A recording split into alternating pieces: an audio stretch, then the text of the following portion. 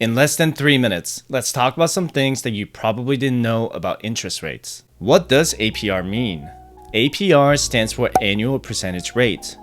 The APR is the amount a lender charges a borrower with a certain percentage of the principal. For example, if you borrow $1,000 with 10% APR, that means you owe the lender $100 in interest because $1,000 times 10% APR is $100. What does APY mean? APY stands for annual percentage yield. It's the amount you earn from a bank or credit union for saving your money in their savings accounts or CDs. For example, Ally Bank pays 0.5% in their high yield savings account, so if you park $1,000 into their savings account, they're going to pay you $5 in APY for the year 2021.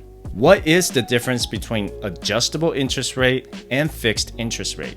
A fixed interest rate means that your interest rate doesn't change throughout the life of a loan. For example, if you get a 30-year fixed rate mortgage with 3% interest, that means you pay 3% every year for the next 30 years. An adjustable interest rate means that your original interest rate can go up or down as time goes on. If you open a credit card with 17% interest rate, the lender could increase the interest rate to match the market index. What is the formula for compound interest? The formula for compound interest is...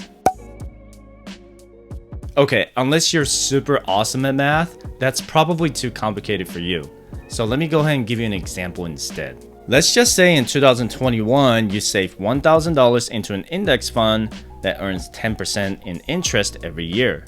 Your interest for that year is $100, not counting any dividend reinvestment. So now you have $1,100 at the end of 2021. In 2022, you deposit another $1,000 into the same index fund that earns 10% in interest. Now you have $2,100 and you earn $210 in interest. That's a total of $2,310. If you do this for the next 10 years, assuming you have 10% in annual return, you'll have saved $10,000 in principal and $7,500 in interest. That's 75% in total return. Why do interest rates matter?